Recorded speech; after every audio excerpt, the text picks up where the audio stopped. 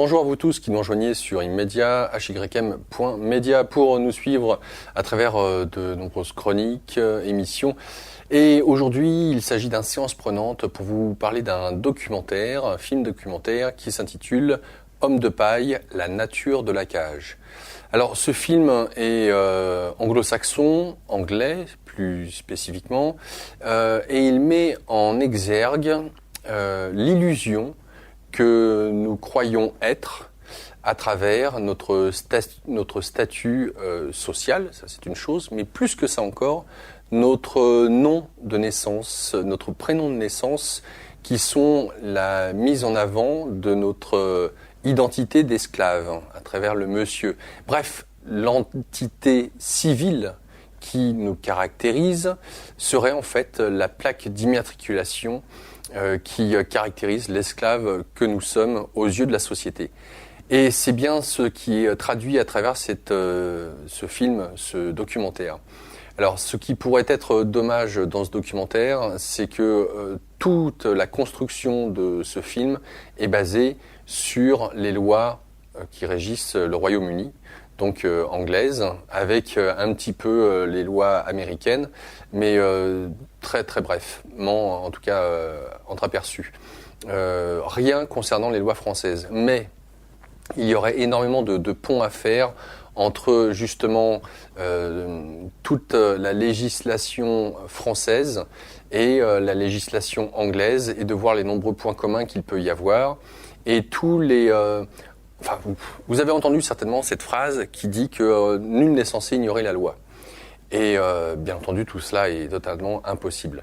Mais pour la société, il faut savoir que la société est une entité fictive. C'est un ensemble, entre guillemets, de personnes. De même, à travers votre nom et votre prénom, quand on dit monsieur ou madame un tel et un tel, il s'agit de l'entité administrative, entre guillemets. Il ne s'agit pas, j'allais dire, de ce que vous êtes en essence.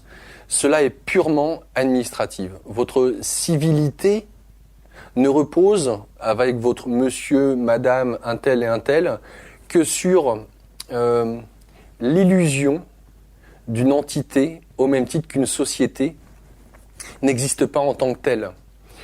C'est une construction, entre guillemets, juridique, administrative, et il en est de même dès le moment où, lors de votre naissance, vos parents ont été à la mairie pour déclarer votre naissance. Et le fait de poser ou d'apposer sur un papier le nom et le prénom de l'enfant, eh bien, fait en sorte que vous êtes, entre guillemets, comme une entreprise.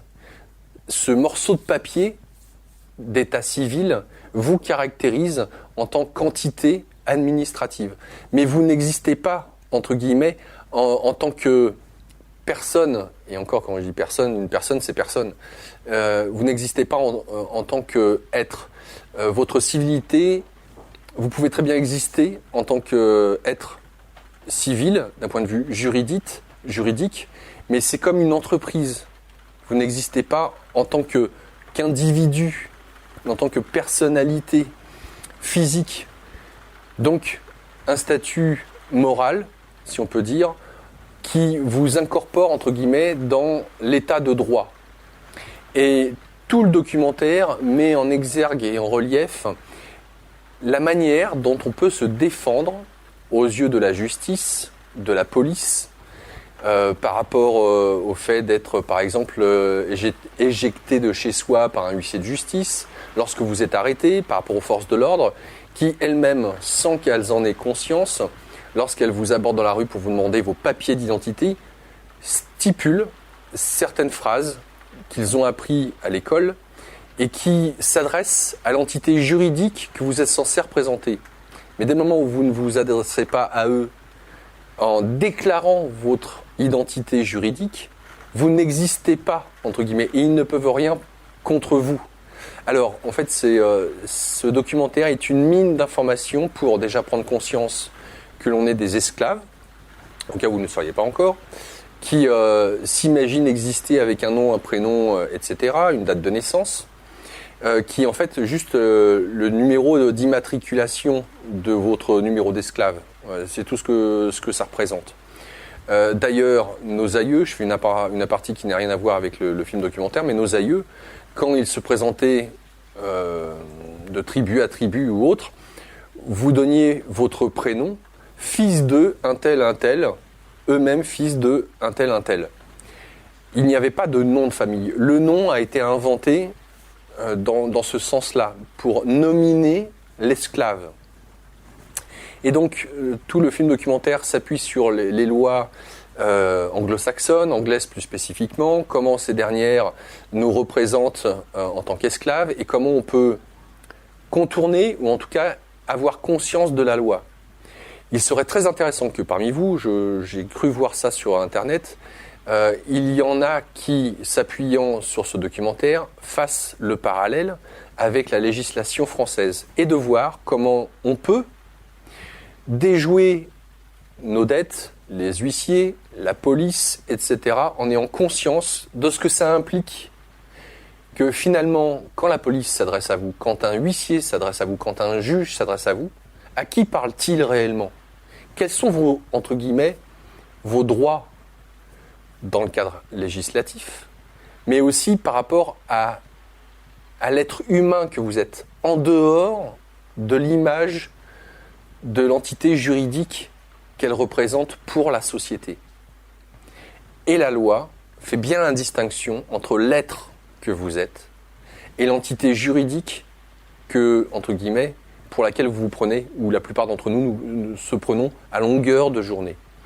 Et vous verrez peut-être les manières de contourner, ou en tout cas pas contourner la loi, mais en tout cas de la comprendre, et de voir ses implications, et de pouvoir peut-être mieux protester, s'il en est.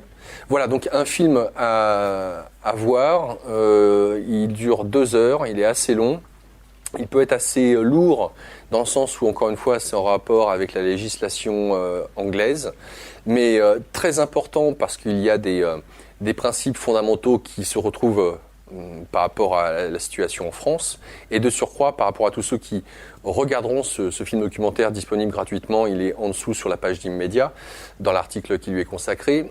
Donc tous ceux qui sont assez férus de ce genre de choses, d'aller fouiller dans la législation française et de voir ce qu'il en est pour nous et de le faire partager au plus grand nombre, bien entendu, via en me contactant, je serais ravi, et puis de décortiquer ça ensemble. Voilà, en vous souhaitant un bon visionnage, à bientôt.